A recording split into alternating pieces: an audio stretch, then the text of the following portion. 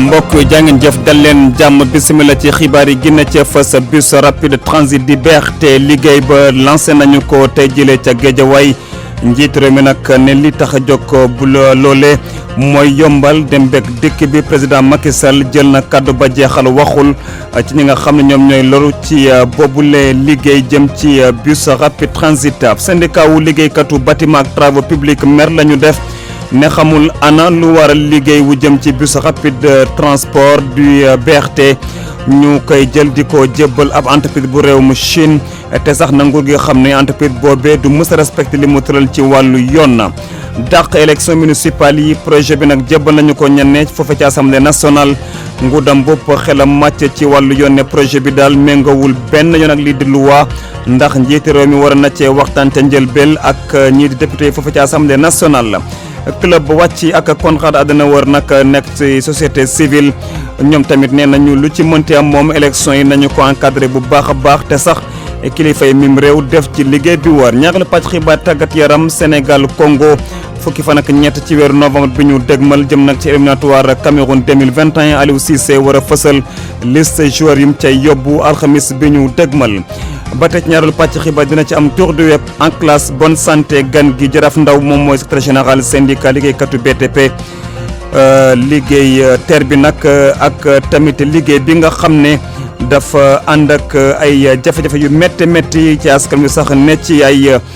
coono yu métti buñ ci yokkee lii di BRT di bus rapide transit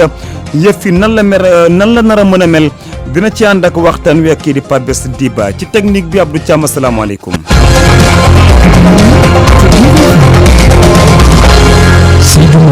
lañu doon xaar mujj na am muy ñu lancé liggéey bu jëm di ci BRT di bus rapide transport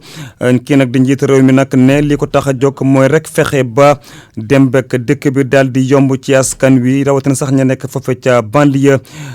ci nag foofe moom mi di président Macky Sall jël na kàddu ba jeexal waaye daal la jëm te ñi nga xam ne ñoo ci loru ci boobule liggéey waxu ci dara ndongo ka bus rapide transit ci xayma nag doon 300 milliards francs CFA BRT bi bu noppee nag war a desservir 14 communes ci linéaire bu 18 kilomètres war a tàmbalee nag préfecture bu Guédiawaye jëm ca gaaru Thier bu Petersen boole kook bés bu jot mu war a yeb lu tolloog 300 000 ci ay passagers président Macky Sall ni projet bu ni mel bu yees la buy soppi xar kanamu dem geek dikk bi. dama ñëw andil leen li gën ci wàllu transport bi Sénégal amee indépendance ba tey muy BRT bi nga xam ne dina tax Guédiawaye ak Dakar dem bi ak dikk bi dana gën a neex dana gën a wóor te dana gën a gaaw loolu mooy projet BRT kon jërë ngeen jëf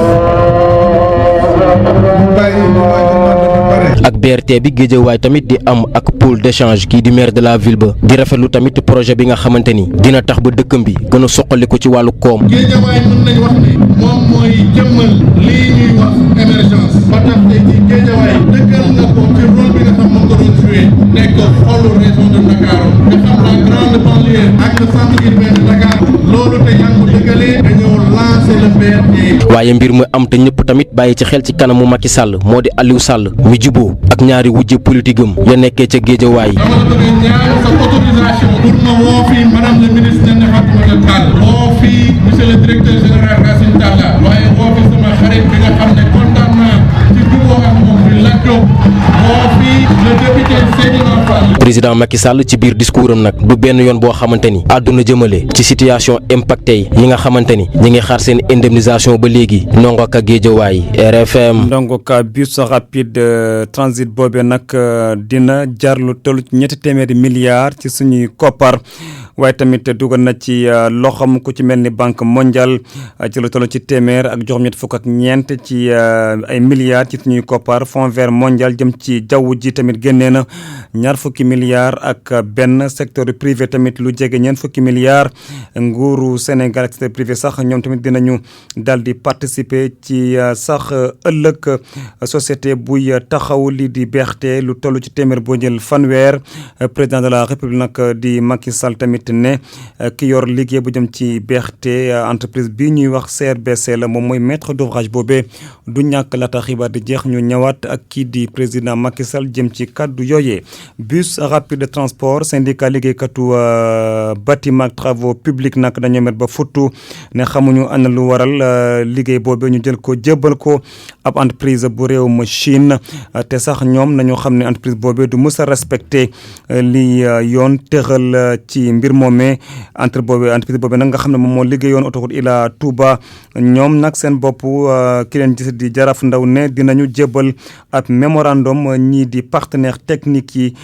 ñoom ñoo ñooy financé bi le projet ngir ñu xamal leen daal ñii di waa Chine duñu mës a respecté li ñu tëral ci wàllu yoon ñu déglu kii di Jaraaf Ndaw ak Pembes Diba. génnul ci loo bi nga xam ne nii entreprise multinationale yi nga xam ne extérieur lañ jógee ñoo ko gagné parce que tey entreprise chinoise bi nga xam ne moo defar Ila Touba moo ko gagné donc kon loolu aussi nekk na loo xam ne li fi nekkoon rek moo fi nekk grand travaux yëpp multinationales yi ñoo koy gagné donc entreprise nationale yi presque gagné dara donc loolu nag bu amee dama yaakaar ne aussi état bi am na part de responsabilité parce que am na loo xam ne ni bu ko génnee parce que marché yaa mun na ci teg ay conditions yoo xam ne dane au moins pàcc bi dina am entreprise nationale yi dinañ gagné au moins 150 millions yi ci def ñu jox ko entreprise yi nga xam ne ay multinationales mais loolu yëpp amul donc kon te man li ma gën a naqari si mbir mi BRT bi contre ma ko mais ki ko gagné moom laa xam ne rafetlu ma ko parce que lu tax rafetlu ma ko parce que entreprise la boo xam ne ak yelleefu doomu aadama travailleurs yi amu ci dara faaliwu ci dara respecté wu ci dara Ila Touba ba mu jeex plus de 400 milliards ñaata nit lañ tabaxal foofu ñaata nit ñoo dee ci chantier bi amuñ santé sécurité amuñ bulletin de salaire amuñ contrat dara amuñu ko te état bi dafa bàyyi di xool donc loolu laa wax ne dafa war a dakk naxaru naa ko lool te man ñun li nga xam ne aussi mooy suñu rôle au niveau syndicat dinañ bind mémorandum envoyé ko partenaires financiers yi nga xam ne ni ñoom ñoo financé projet bi muy banque mondiale muy fonds vert pour le climat ak banque européenne d'investissement wan leen ne lii ngeen indi Sénégal ànd nañ ci parce que dana réduire li nga xam ne mooy mobilité urbaine mais ki ñu ko jox mu war ko liggéey ak yelleef amu ci dara te travailleurs yi ñu fay liggéey danañ leen bund xataal danañ leen toroxal. Jaraaf Ndaw mi jiite nag syndicat liggéeykatu BTP sax moom mooy nekk ganu RFM soir ci njeextalu xibaar yi bus rapide transit boobee nag li ci banque mondiale dugal fonds vert mondial pour le climat ak secteur privé daanaka xaaj wala ci buñ ko méngale ak liñ fay bëgg a def muy 300 milliards yooyu président Macky Sall nag ne bus rapide transit boobee nag dina nag am beneen société boo xam ne dina ci dugal loo xam moom ak ñii di waa société ñii di waa secteur privé waaye tamit président di xamle ne entreprise bii di CRBC moom mooy doon maître d'ouvrage liggéey bi dinañ ci àndaat xëy na laata xibaar yi di jeex juróom-ñetti simili moo tegu ci juróom-ñetti waxtu. ak RFM kumpa jeex na. dàq élection municipale yi projet bi nag jébbal nañu ko député yi foofu ci assemblée nationale tey ci altine bile waaye nag ab constitutionnaliste di Ngouda Mboup jàpp ne loole projet boobee méngawul benn yoon ak lii di yoon moom daf ko leer ne daal kii di njiitu réew mi war na cee waxtaan ca njëlbéen ak ñii di waa assemblée nationale ngir ñu fexe ba amal beneen date bu bees Ngouda Mboup nag jàpp ne dañoo salfaane lii di loi bu Sénégal mu ngi ciy jokkoo beeg Fama John. Sénégal day dëkk boo xamante ni constitution moo ko lal constitution bi nee na kuñ fi jox mandat dafa am nu muy tëddee maanaam article 3 bu constitution moo ko wax booy dàq élection ci biirum at bu dee élection législative élection locale maanaam gox-goxaan yi dañu naan bu boobaa président de la république mën na ko def mais su ko defee day wax ban date lañ koy def moo tax sax gis ngeen ni président ba mu ko dàqee daf ko defoon le 1er décembre waaye bi ñu demee ba ci biir ñu xam ni mënatu la nekk ñu ne dañ koy dàq waaye bii dàq nag projet de loi bi ñu gis nii ca assemblée nationale la jëm parce que président de la république loolu moom amatu ci yoon parce que bu fekkee day génn at mi assemblée nationale la ko code électoral cërale waaye code bi dafa ni ñi nga xamante ni ñooy les élus locaux ñoom suñuy dàq seen élection il faut ñu am date boo xamante ni date boobu dañ koy yeesal waaye li ñu nam ma def nii amul date maanaam dañu ni dàq nañ élection yi ba jëmmi jamono kenn xamul kañ la maanaam mën nañoo bàyyi sax ba élection ba 2024 ñu ne mën nañ koo def beneen bi ci topp dañ ni assemblée nationale mën na dàq élection yi mais day may président de la république njiitum réew mu jàpp kañ lañ koy def te président de la république loolu constitution bi mayu ko daf ni ko yow bés boo xamante ni bu ñuy dàq élection yi génn na at mi assemblée nationale moo koy def mooy dàq élection yi assemblée nationale moom mooy jàpp biir bañ koy def. ñi nga xam ne nag ay acteurs la ñu nekk ca société civile li ci mel ni club wàcc ak Konrad Adenauer ñoom ñoo booloo di xalaat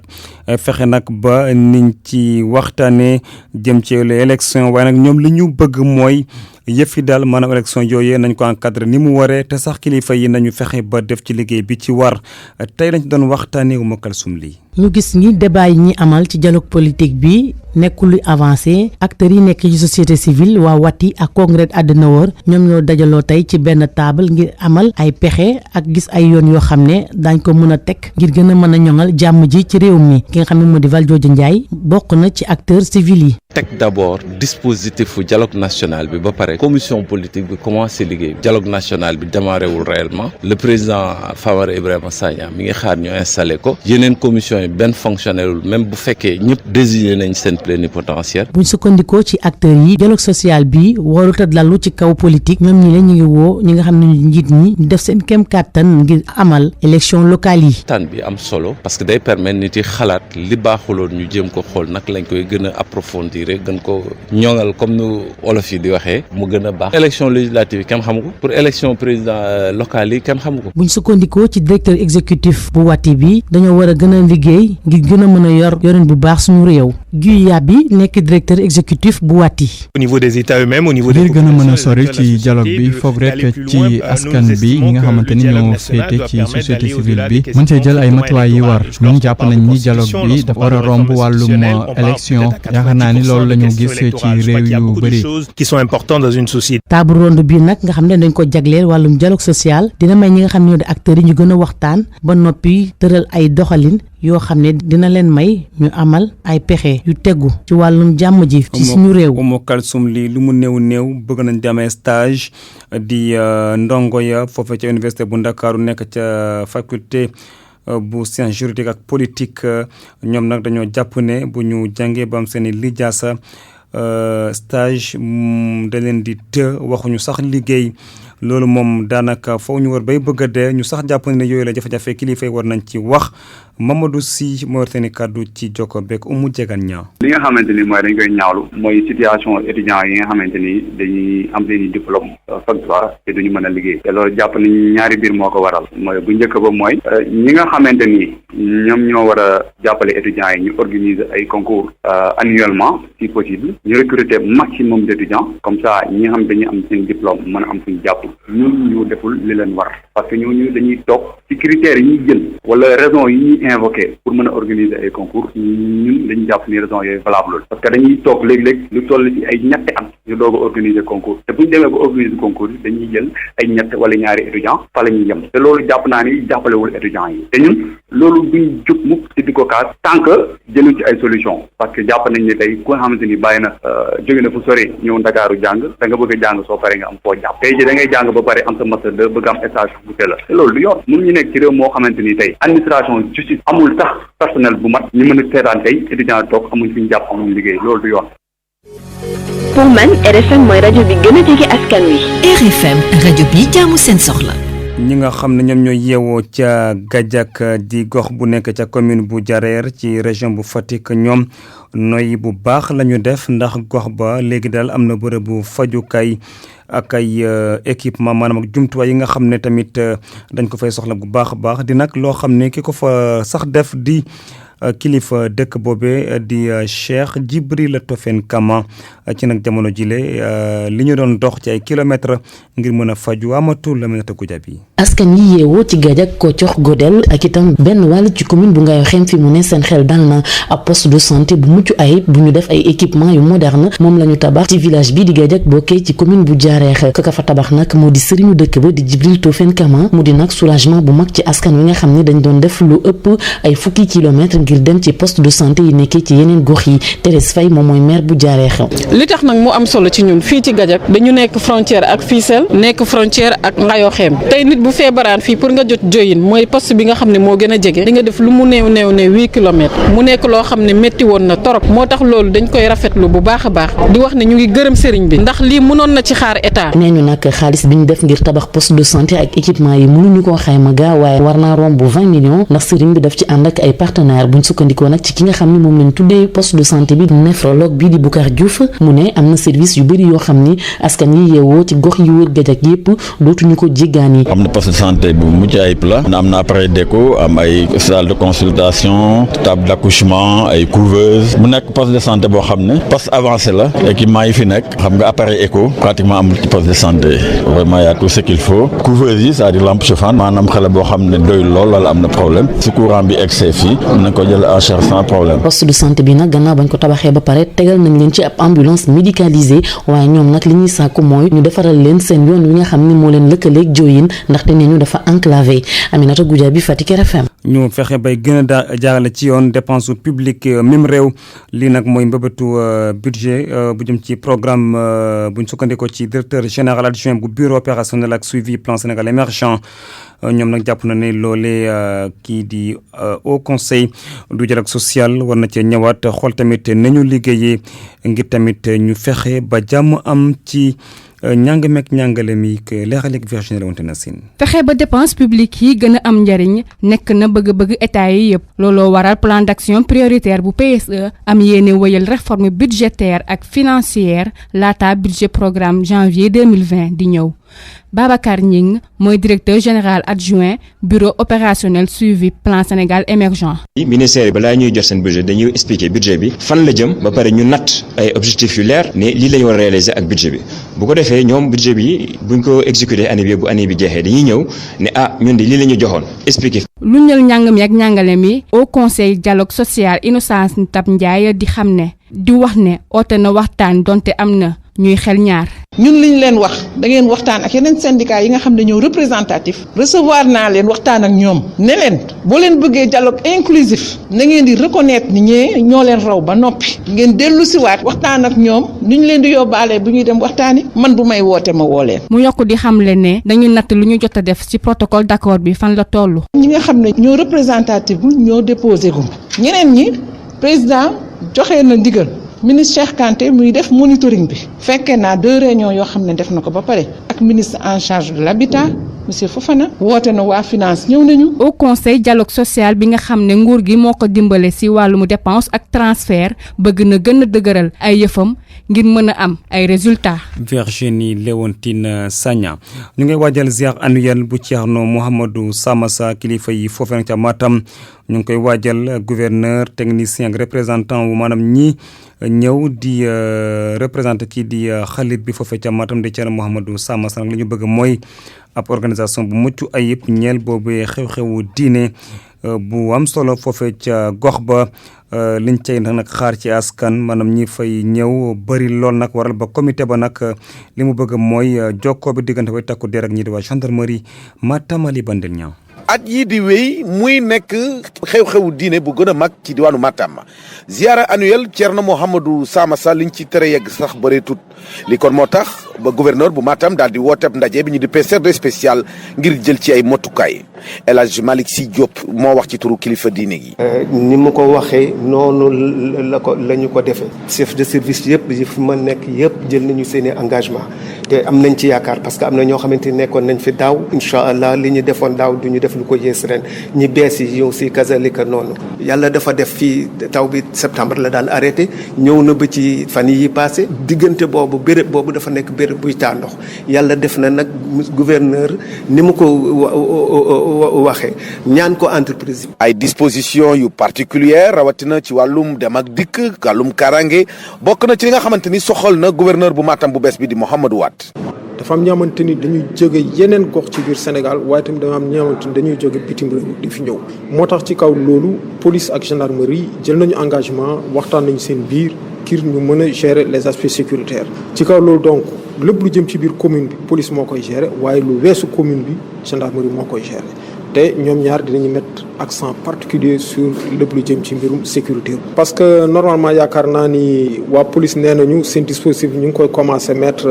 en place ñaari fan balaa événement bi. ci fàttali nag ziara Thierno Mouhamadou Samassa at bu jot mu ngay xew ñaari fan gannaaw màggal guddi juddu yonante bi di gën ngi mbindeef mu nekkoon sa naataango Ali Bandel ñaa fi ci doonu Matam pour RFM. RFM Sport.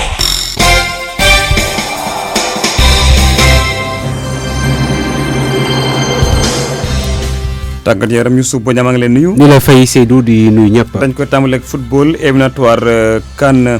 2021 foofee ca Cameroun Aliou Cissé nag di fësal liste tamal xamis bi ñu dégmal. jeudi lay doon bu 10h jotee ca hôtel bu nekk ci VDN bi fii ci Ndakaaru lay doon kon sélectionneur national dina joxe tour joueur yu muy convoqué kon ngir bokk ci match bu njëkk bi le 13 novembre lay doon ca Thiès suñu digganteeg Congo lay doon kon match boobu bokk ci première journée. qualification CAN Senior Cameroun 2021 Sénégal nag juróom benn fan la ci war a teg daa di dajawaat ci ñaareelu journée bi ak ñii di waa Eswatini kon gaynde Sénégal ñoo leen di fekki bi yoon le 19 novembre match boobu kon di deuxième journée bi Eswatini mooy ex Swaziland kon si naataango yu record xamal ñu ni démb fédération bi dafa doon jéem a xool nu mu def ba pousse tuuti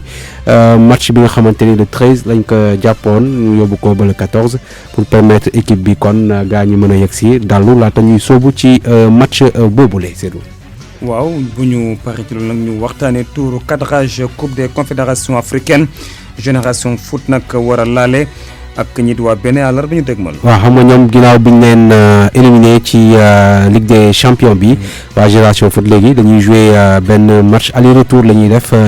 seen diggante ak Esaïe FC bu Bénin mercredi mooy match aller bi. Esaïe nag moom mooy équipe école supérieure administration bi nga xamante ne kon ak économie bi nekk foofu ca Bénin ñoom tey la ñu yegg si fii ci Ndakaaru tey ci altine bi Esaïe FC moom nag dina entraîné wu ci ngoon bi ni koy règlement bi ni mu ko bëggee ci heure match bi maanaam 18h ca stade Lat Dior bu Thiès laata loolu suba si bu 10h jotee ñaari équipe yi nañ janoo ak taskatu xibaar yi foofu stade Lat Dior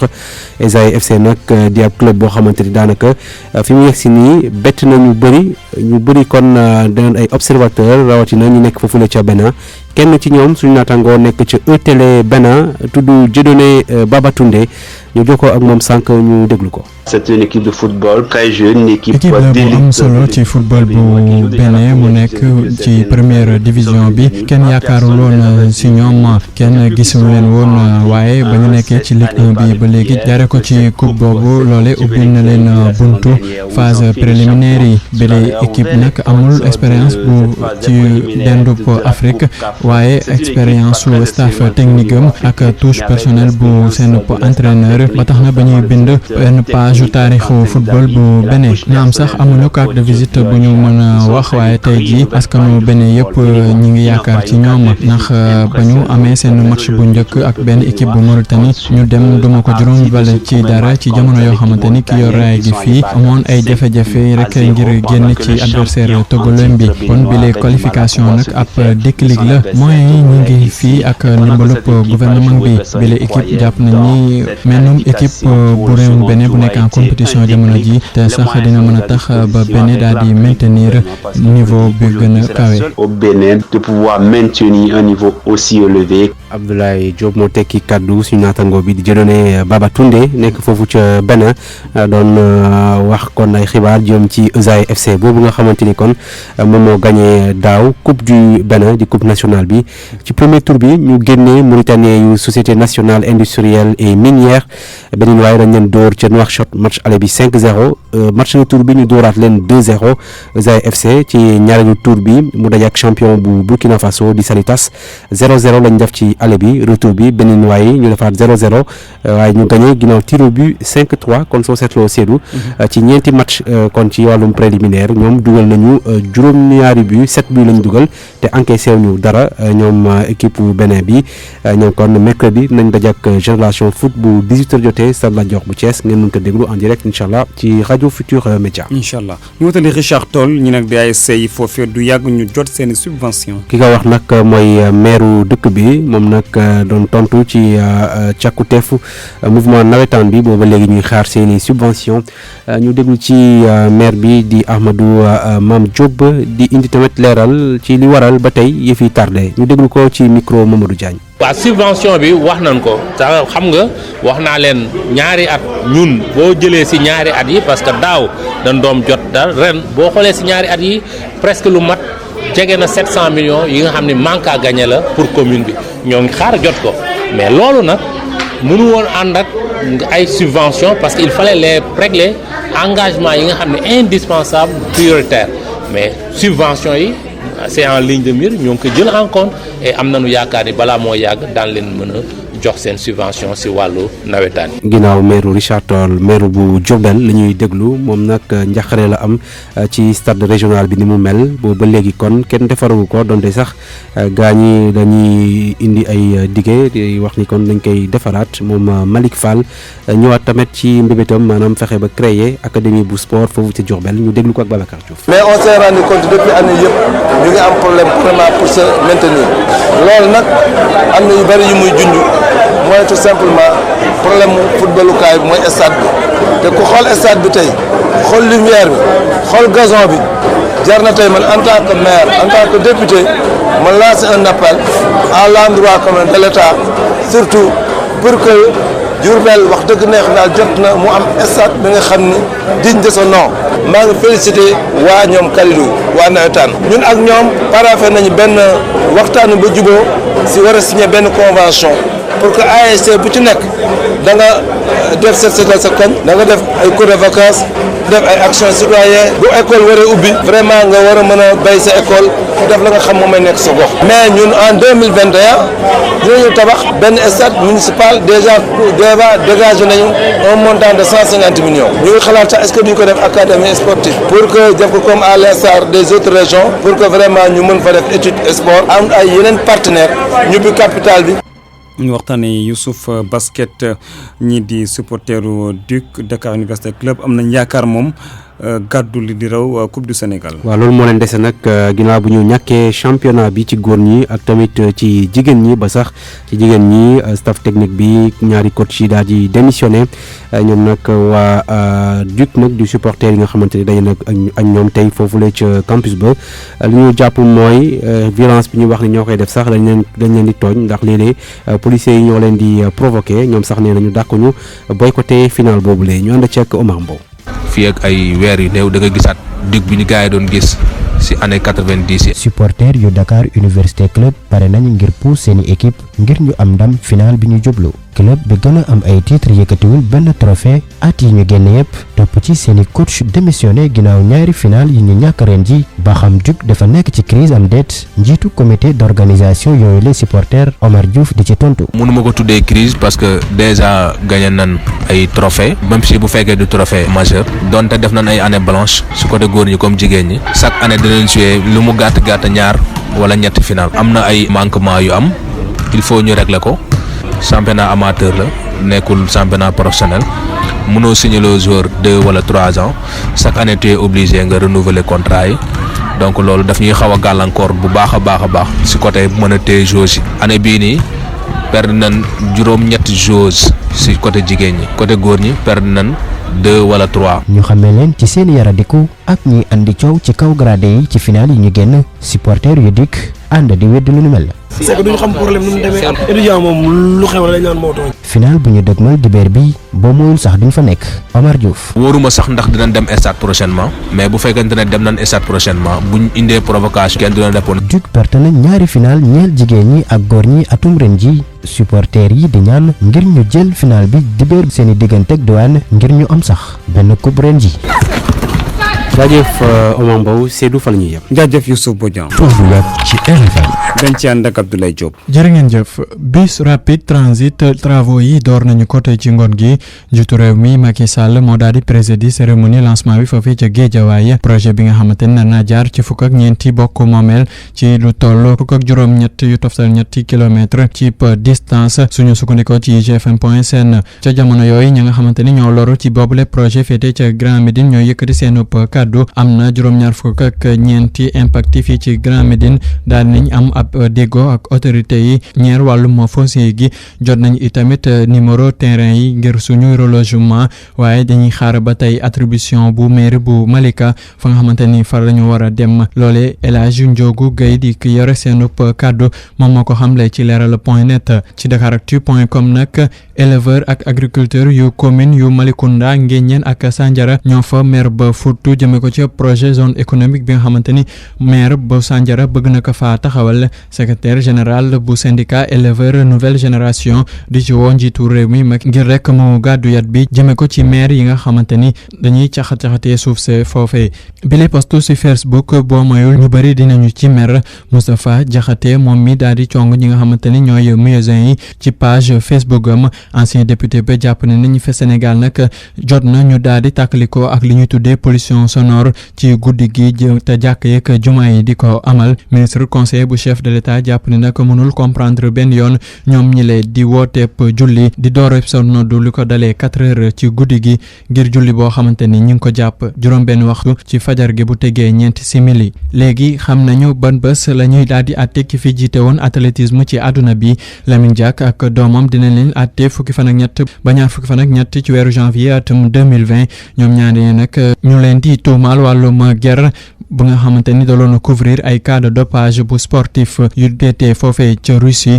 xibaar bi ñu mën ko jàng ci jeunafrique.com ñu jaar noonu utali bitim réew daal di wax ci député britannique yi nga xamante ni dàkk nañ ni ki tey ci altine gi amalup élection anticipée fukki fan ak ñaar ci weeru décembre te ki nga xamante ni moo di élimaanu jëruñ ba moo ko bëggoon ngir mën a dindi tagatémbe bi nga xamante ni Brexit bi daal dina koy tagatémbe Boris Johnson daal di xam ne dina déposer ab projet de loi ngir fexe ba scrutin boobu daal di am suñu sukkandikoo ci France24.com wi sport moom di ñu xibaar ni ay média anglais yu bëri ñi ngi xamle ni Newcastle bëgg na ki nga xamante ni moo di attaquant sénégalais bi di Papis Demba Cissé ñi ngi ko bëgg signer ab contrat ci mercato hiver bi ñu dëdmal tour web bi fii lañ ciy taxaw ak yéen di leen jaajëfal ci may nopp gi. yow it jaajëf Abdoulaye Diop en classe dañ ci ànd ak El Hadj Ndiogou Diène. COSYDEP moo leen di may en classe. COSYDEP mànkoo na ngir njàng bu gën melokaan ngir ñëpp. dal nag jàmm. gannaaw affectation yi en classe yi wax tey ci permutation yi maanaam weccoo l'école diggante jàngalekat yi loolu nga xamante ne nag yomb la dem ba jafe pour yenn jàngalekat yi koy naqaru ñu déglu ci leeral yu Babacar Diouf. aw xàll la woo xam ne nii ay jàngalekat mën nañ cee jaar ba ñu déplacer leen jëlee leen ci gox yóbbu leen ci beneen école ñaari jàngalekat yu ko bëgg gisee waxtaan mën na noo bokk ñaan ñu weccente leen ay poste Tamsir Sène moo di chargé du personnel ci IEF bu Bambey. ci cadre mutation enseignant yi am na benn option bu ñu tuddee permutation nag mooy ñaari jàngalekat yu bëgg a échanger ay poste échanger poste boobu mun na nekk ci biir département wala mun na nekk ci région wala mun na nekk ci niveau national bu dee ci niveau départemental agent yi dañuy def ay demande ñaari agent yi nga xam ne ñoo ko si nekk da ngay def demande bu dee région bi tam même chose mais bu dee au niveau national ay fiche lay doon. li ci métti rek moo di ne doo ngay ñaan rek am ndaxte am na foo war a jaar ba mën a jot ci lii. mun nañ ko rejeter parce que demande permutation dafa am ay critères yu mu war a par exemple ñaar ñi nga xam ne dañoo bëgg a échanger dañoo war a tolloo dañoo war a méngoo garaat. ci wetu mouvement national bi nga xam ne jàngalekat yëpp a ko xam te ràññee ko permutation doon na moyen boo xam ne ni jàngalekat yi dañ ciy mën a jaar ñu affecté leen ci yeneen gox. syndicat jàngalekat yi jaaxle ci jafe-jafe yi am ci permutation yi tax sax nee nañ daañu xeex ngeen nag ñu dugal leen ci commission bi yor permutation yi dañ ciy déglu njiitu CELS authentique Abdou Fati. permutation dafay permettre sax jàngale mi gën a jëm kanam parce que da ngay gis jàngalekat boo xam ne dafa bëgg ñibbi Casamance wala Saraya permettre koo xam ne dafa nekk Thiès su ñibbi day nekk ci famille xelam dal mu mun a jàngale nekk ci communauté loolu nag dañ ko war a encourager parce que dafay tax enseignement apprentissage jëm kanam wante dañu constaté que ñu kii ay difficulté loolu nag dañ ko mën a nangu parce que gestion démocratique la bokk ren sax secrétaire général bu IDEN interpellé na ci ministre bi moo tax ñun tamit syndicat yi G7 nee nañu dootuñu nangooti sax commission bi nga xam ne mooy commission permutation ñun doon ñu si woon présent parce que pour ñun lu normal la mais dañu constaté bañ leen ko bàyyilee waa dee rek dañu commencé indi ay problème moo tax jàngalkat yi ñu ngi leen di rassurer li commission de permutation yi incha allah dinañ fa teew fexe ba ñu respecter seen i droit fexe ba permutation yi fluide su permutation yi fluide yi jàngalekat yi dellu fi ñu bëgg jàmm ne ñooy enseignement apprentissage jëm kanam. dañuy jeexaleeg nataal bi ñu leen di xamaleeg benn élève jigéen bu xarañ bu nekk ci école Mariama Ba bu Gorée Ndeye Thianelo di xool fu sori ci njàngam nataalam ak Amadou Sabax Ba. Le premier prix de mathématiques, le premier prix d'anglais, le premier. Déthié Lo nekkoon na tamit lauréate concours général édition 2019 bi jëloon 3e prix en grec premier accessit ci latin daanaka jël na prix yëpp yu tegoon ci concours bi nga xam ne dañ koo jagleeloon élèves yi nekk ci commune bu Gorée. man prix de xaw ma exactement lan la mais mathématiques ak science SVT science physique waa grec latin ay affaire yu mel noonu la. mu nekk élève terminal S1 ca maison d'éducation Mariama Ba gone gi xarañ lool ci matière littéraire yi moom mi cosaanoo Louga di ñu xamal ne moom dafa am méthode d'apprentissage boo xam ne noonu lay jàngee. ni ngay jàngee français ak ni ngay jàngee mathématique bokkul bu nekk ak li muy laajte ak effort yi nga war a fournir. war a am fukki at ak juróom-ñett ci janvier bi ñu jëm gone gi ma ngay xalaat ca la mu war a def gannaaw bu mu amee bac maanaam li nga xam ne mooy étude supérieure am. benn affaire ci électromécanique wala ingénieur de l'ordinateur et informatique. boo ko xoolee mu ñool lool sew ak teint bu ñuul kukk Thiané dañ ko mës a ràññee ci njàng muy loo xam ne neex na loolu waa famille wam rawatina maamam ji di Abdoulou. yàlla defal ko jàmm may ko fan gudd mais kontaan naa ci moom boo ko fekk ma ngi ci ay kayam ma ngi ci ay livre am demul dikku. bi ñu ko laajee ci li nga xam ne mooy secret ci njàng mi Thiané Lo di ñu tontu li. Non, c'est pas un secret. J'apprends comme tout le monde apprend. Je fais des exercices de mathématiques. J'apprends mes leçons comme normalement. ñu gërëm bu baax Amadou Sabax Ba ak Babacar Diouf mbokk yi foofu leen yam yéen ci en classe dig dajal ci ne bi di ñëw. bonne santé dañ ci ànd ak Nafissatou Silla. daleen ak jàmm. fagandiku ci cancer du col de l'utérus doon na lu ñu mën a def fii ci Sénégal ndaxte paj bi dugal nañu ko ci programme élargi de vaccination mu di vaccin boo xamante ne ci ñaari dose lañ koy def muy aar xale bu jigéen bi ci lii di papillomavirus di doomu jàngoro bi joxe cancer du col de l'utérus muy vaccin bu am solo bu ñu sukkandikoo ci docteur Soukeynatou Diallo pédiatre au centre de santé Gaspard Camara dafa bokk ci ñàkk yi ñuy wax ci programme élargi de vaccination bi nga xamante ne am na fi depuis 1979 mais ñàkk bu bees la bu dooleeku ci ñàkk yi ba tax na ñu ngi ci 13 antigènes fi mu toll nii donc ñàkk la bu ñëw au Sénégal dañoo jël stratégie bi ne dañu ciblé xale yu jigéen yi am juróom-ñeenti at def benn rappel à 6 mois pour les protéger contre le cancer du col ci loxo bi lañ koy ñàkk. ngir suñu pédiatre bi nag li ëpp solo mooy ñuy fexe bay fagaru waaye nag ñu gis ni ba ñu dugalee vaccin bi ci PEV bi ba tey vaccination bi taxu koo am doole loolu. waaw jafe-jafe yu bari parce que problème mu communication la woon nit ñi comprendre ñu woon ba pare dafa amoon ay information yu baaxul yu bari yu doon circuler surtout ci réseaux sociaux yi nga xam ne lu bees la Sénégal mais vraiment au région médicale au niveau district yi ñu ngi defaat communication bu bari ba pare ci structure yi même ci poste de santé yi ICP yi ñu ngi ñaax nit ñi ñu ngi ànd ak bàjjenu gox yi ci biir kër yi di waxtaan ak nit ñi di leen wax importance vaccination. docteur Soukeynatou Diallo di ñaax waajur yi rawatina yaay yi. ke ñu farlu te xam ne vraiment loo xam ne lu am njariñ la Sénégal am na chance bokk ci pays yi nga xamante ne dugg na fi loo xam ne dafay xeex cancer moom pour man yaay yi ci boppam ñoo ko war a def seen xeexu bopp après képp ku ko dégg aussi jotali ko sa morom parce que loolu rek moo mën a tax mu wër Sénégal yëpp ba nga xamante ne bu ñu tolloo fii ak quelques années ñu ne vraiment participer woon nañ ci li nga xamante ni moom moo xeex cancer. di fàttali rek ni vaccin bile ngir fagaru ci lii di cancer du col de l'utérus am na ci bépp service public bu ñuy fajoo fii ci réew mi te doo ci fay dara mu mel ni nag waajur yi amatuñu lay fii la ñuy yem ak yéen ak bonne santé. nu xibaar yi. Jaraaf Ndeye moom mooy Jaraaf Ndaw di secrétaire général syndicat liggéeykatu BTP mu sekk waxtaan ak Pape Bess Diba salaamaaleykum. Jaraaf Alassane Ndaw maa ngi lay nuyu. maa ngi lay fay Pape Bess. yaay jiite syndicat bi liggéeykat yi nekk ci wàllu construction defar bâtiment ak travaux publics tey ci ngoon gi président lancé na travaux yi jëm ci bus rapide transit mais ci lu ñu gis lu bari ci ay genre liggéey yu mel noonu entreprise sénégalaise yi dañuy daal ñoom di ñaxtu ne liggéey yu mel noonu dañ koy jox ay ñu dëkkul ci réew mi ndax BRT boobu ñu lancé tey bokk génn na ci. effectivement tey lancé nañ BRT mais BRT bi aussi génnul ci loo bi nga xam ne nii entreprise multinationale yi nga xam ne extérieur lañ jógee ñoo ko gagné parce que tey entreprise chinoise bi nga xam ne moo defar Ila Touba moo ko gagné donc kon loolu aussi nekk na loo xam ne nii donc maanaam li fi nekkoon rek moo fi nekk grand travaux yëpp multinationales yi ñoo koy gagné donc entreprise nationale yi presque gagné dara donc loolu nag bu amee dama yaakaar ne aussi état bi am na part de responsabilité parce que am na loo xam ne ni bu ko génnee parce que marché mun na ci teg ay conditions yoo xam ne dane au moins pàcc bi dina am entreprise nationale yi dinañ gagné au moins 150 millions yi ci def ñu jox ko entreprise yi nga xam ne ay multinationales mais loolu yëpp amul donc kon te man li ma gën a naqari si mbir mi BRT bi contre ma ko mais ki ko gagné moom laa xam ne rafetlu ma ko parce que lu tax rafetlu ma ko parce que entreprise la boo xam ne ak yelleefu doomu aadama travailleurs yi amu ci dara faaliwu ci dara respecté wu ci dara Ila Touba ba mu jeex plus de 400 milliards ñaata nit lañ toroxal foofu ñaata nit ñoo dee ci chantier bi amuñ santé sécurité amuñ bulletin de salaire amuñ contrat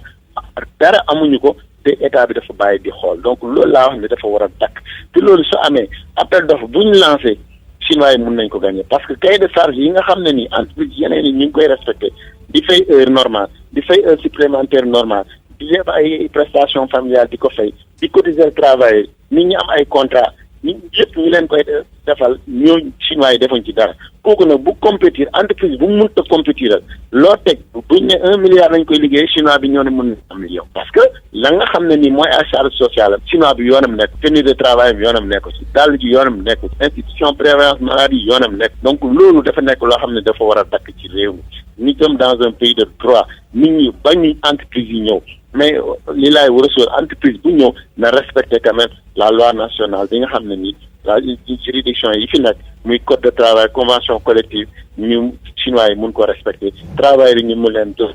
seen yella waaye travail yi liggéey yëpp ci entreprise mi chinois yi daanaka bu ma yeboon ne man esclavage moo fa mu nekkoon ci période esclavage moo gën nga nekk ci liggéey ci entreprise chinoise loolu moom nekk na constat boo xam ne nii tey man bu ma déggee ni chinois yi ñoo ko gagné na xaru naa ko lool te man ñun li nga xam ne aussi mooy suñu rôle au niveau syndicat dinañ ko def dinañ bind mémorandum envoyé ko partenaires financiers yi nga xam ne ni ñoom ñoo financé projet bi muy banque mondiale muy fonds vert pour le climat ak banque européenne d'investissement won leen ne lii ngeen indi Sénégal ànd nañ ci parce que dana réduire li nga xam ne mooy mobilité urbaine mais ki ñu ko jox mu war ko liggéey ak yelleef amu ci dara te travailleurs yi ñu fay liggéey danañ leen bund xataal danañ leen toroxal loolu moom dinañ ko wax fañ ko war a wax bu soobee yàlla. waa jaraaf yéen entreprise sénégalaise dañ leen di reprocher aussi ñàkk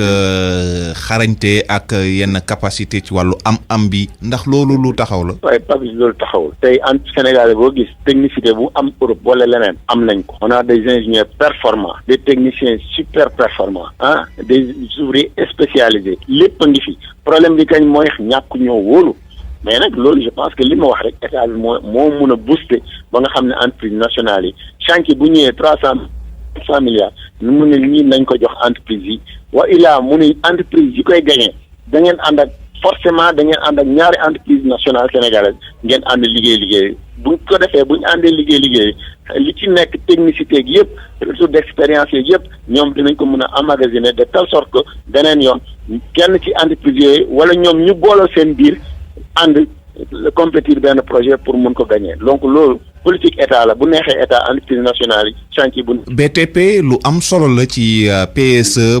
kon yéen BTP yu Sénégal yi daal dafa mel ni yéen xanaa kon gisu leen ci seen bopp. en tout cas ñun gisuñ ci bopp parce que bon bu ma wax gisuñ seen bopp ñun travailleurs yi nga xam ne ñu ngi ciy liggéey parce que tey li ci bëri entreprise yi ko gagné ay entreprise multinationale ay turc lañ ay chinois lañ ay et cetera rare des entreprises yoo xam ne nii ñu ngi respecté quand même li nga xam ne nii mooy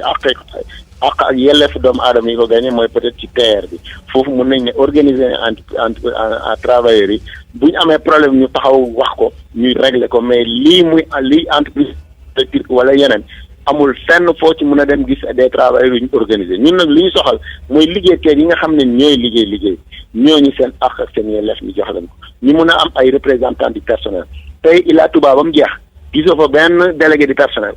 sur un chantier de 400 milliards délégué personnel amu fa waa travail ñu am ñu leen wax ak ñu leen toogal ñu leen déglu loolu kañ mooy yaa ngi ci esclavage rek loolu nag moo war a dakk ci réew mi waxoon naa ko ci benn conférence de presse ñii nga xam ne ñooy les inspecteurs du travail ñoom ñoo war a nekk police yu bâtiment yi travaux publics mais xëy na seen liggéey lañ ko waroon defuñu ko xëy na moyens yi leen waroon joxuñu ko moo tax lañ mooy àq fi yelleefu doomu aadama yi nga xam ne ñu ngi liggéey ci entreprise nationale multinationale yooyu mënuñ ko respecté kon mënu ma wax ne gis nañ ci sa bopp parce que man bala maa wax ne travailleur gis na boppam ci chantier un projet de 400 milliards ouvrier bu ci nekk liggéey ci 4 ans 5 ans bu paree war a mën a sax tabax néegu ñax dañuy gis ku pare benn saaku ciment sax wala buñ koy arrêté passe bu mu ñibbee sax du ko am donc kon ñun dañuy utiliser rek liggéey ba sonn chinois yi dajale xaalis bi yóbbu Chine bu ko defee projet yeneen ñëwaat ñu ne woy chinois yi liggéey bi gaaw la parce que liggéey boo xam ne nit ki amul heure supplémentaire lu ne lay liggéey te doo ko fay heure supplémentaire doo ko assurer santé sécurité mais kooku kañ entreprise nationale boo compétir ci marché di nga gagné marché parce que charge yi kay am te amu ko donc kon li mu bëgg wax mooy yu mel ni su amee état bi na xoolaat politique def ni ñuy wax intéressement des entreprises nationales ñu ànd waaye entreprise yi mënuñ ko liggéey loolu taxawul parce que lu fi nit mën a liggéey des techniciens sénégalais des ingénieurs sénégalais qualifiés hautement qualifiés ñoo fi nekk la preuve le TR est là presque tous les postes clés ont été occupés par des sénégalais ay sénégalais ñoo fa nekk liggéey ko ba mu yegg si mais kon loolu dafa nekk loo xam ne nii taxawul leneen li ñu fay yokk aussi BRT c'est bon mais TER baa ngi nii pareegul na tronçon boo xam ne war na jóge jam ñaaji dem AIBD je pense que loolu bu pareegul aussi beneen mobilité bi ñuy wax mënut a sot donc yaakaar naa su mëndoo lu bëri aussi su li nga tàmbali nga yeggale ko la nga ca yor ca bor nga fay ko ak yeneen bor nga fay ko. dinañ ñëw ci bor bi. dañu gis entreprise marocaine yi dañ koy def française yi également dañ koy def mu di boole. da ngay def lee ma def lee ñu boole ko dem compétir mais lu tax yéen entreprise sénégalaise duñ koy nemmeeku lu bari. non xam nga loolu moom je pense que au niveau du CNP conseil national du patronat ñu ngi ciy dox ay jéego parce que am na ay liggéey yoo xam ne ni entreprise yi booloon nañ liggéey ko mun naa wax par exemple bu TER bi parce que quoi qu'on puisse dire CSE mu ngi fi Eiffage Sénégal mu ngi fi ak Yapi Turquie ñu ngi fi donc ñoo liggéey TER bi la fa nekk ci technicité yëpp ay sénégalais ak ay kii ñoo fa ëpp ñoo ko liggéey donc kon loolu bu nekkee état bi am na loo xam ne su ko defee faciliter leen les choses yaakaar naa war nañ mun booloo parce que ñu ngi booloo sur d'autres chantiers di liggéey ay projets li ci am solo daal mooy tout est lépp c'est politique état bi bu buggee suñu entreprise yi ñu liggéey dinañ liggéey ci projet yu mag yi su buggee aussi travailleurs yi ci liggéey bi nga xam ne ni dañ koy comptabiliser ne par exemple BRT bi dinañ ñoo xam ne tant de milliers de travailleurs liggéey nañ sax mais liggéey boo xam ne boo ko liggéey ba pare doo ci am dara je pense que turu liggéey la rek donc ñun liggéey li ñu bëgg mooy liggéey boo xam ne ni c'est vraiment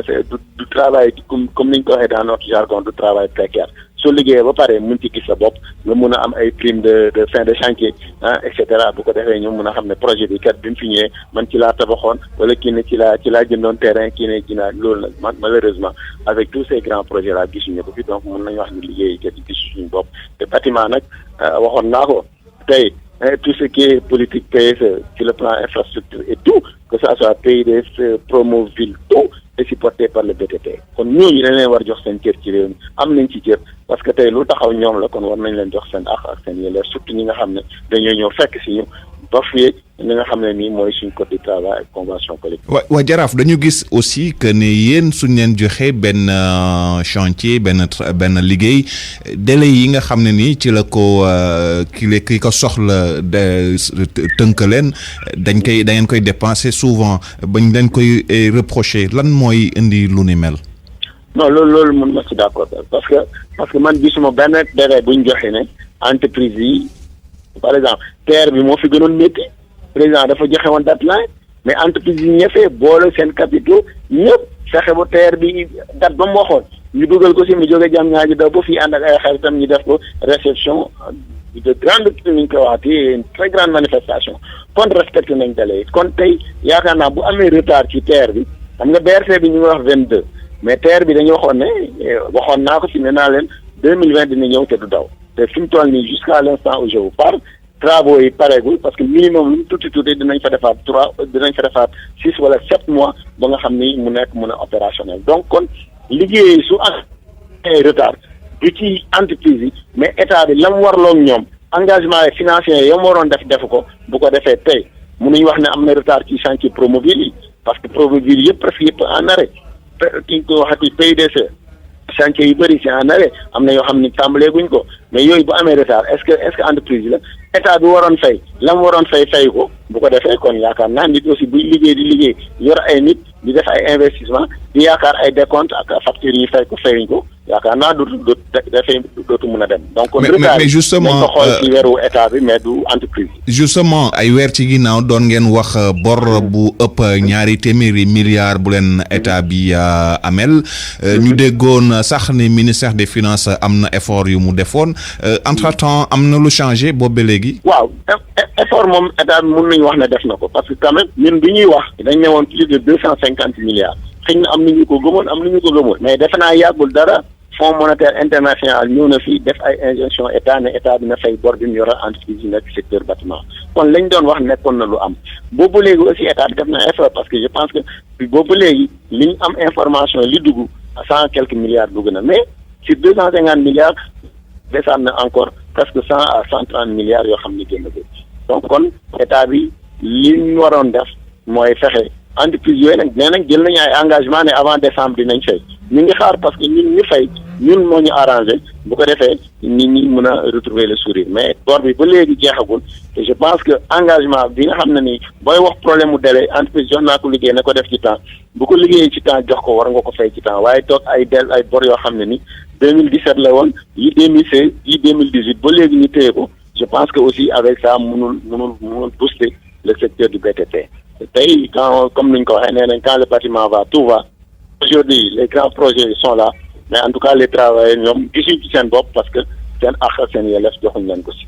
et je pense que c'est le moment aussi de dire que barème bi nga xam ne ni moo régir bâtiment et travaux publics dara baaxu si mën nga liggéey 1 mois